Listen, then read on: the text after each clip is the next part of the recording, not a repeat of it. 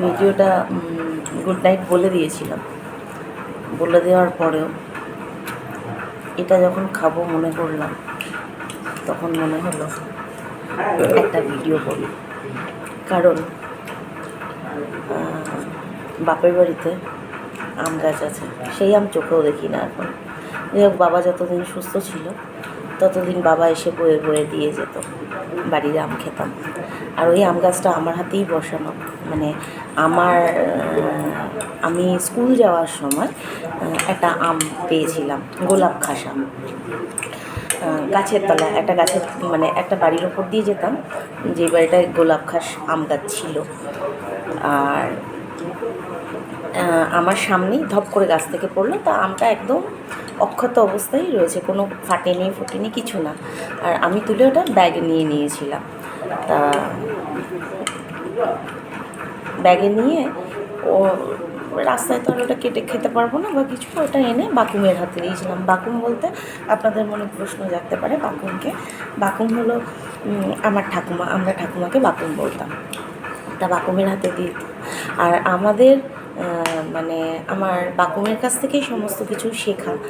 আমার বাকুম এমন একজন ছিলেন যে এতটুকু একটা জিনিস আনলেও, আমরা পরিবারে 8 জন ছিলাম, বাবা মা ভাই বোন পিসি আর আমার দিদি, একটা দিদি থাকতো, দিদি পিস্তত দিদি, আর আমার দাদু, আমার বাপু, আমরা পরিবারে মোট 8 জন ছিলাম।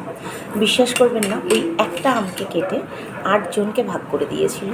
দিয়ে আঁটিটা আর খেতে দেয়নি, বলে আঁটিটা নাকি মুখে দিলে, এঁঠো করলে, ওই গাছটা বসালে গাছ হবে, কিন্তু ওই আম নাকি খুব টক হয়। তা যাই হোক, আমরা আঁটিটা কেউ খাইনি।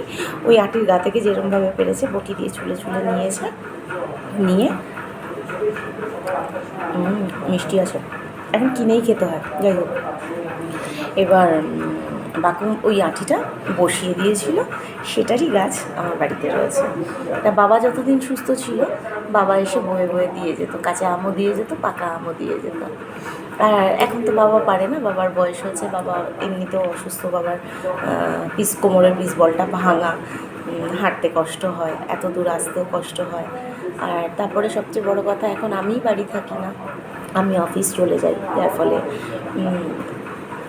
মানে কখন আসবে ঠিক টাইমটা সেট করতে পারে না। আর যেহেতু পা নিয়ে অসুবিধা হয়, তা বাবার ঠিক আসাও হয় না। আর আমারও কাজের তাড়না, সংসারের চাপে আমারও যাওয়া হয় না।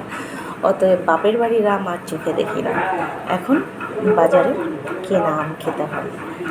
যতই কেনা আম খাই, এটা খুবই মিষ্টি, এই আমটা এনেছি খুবই মিষ্টি, কিন্তু বিশ্বাস করুন, কোথায় যেন সেই বাড়ির গাছের যে টেস্টটা, সেটা মিস করি, খুব মিস করি।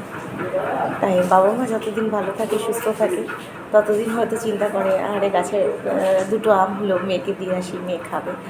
এখন বাবা মা তো আর পারে না, অতএব মেয়ের কপালে গাছের আমও জোটে না। চলুন, আজকে কেনা আম দিই শুভরাত্রি শাড়ি। Tata, good night.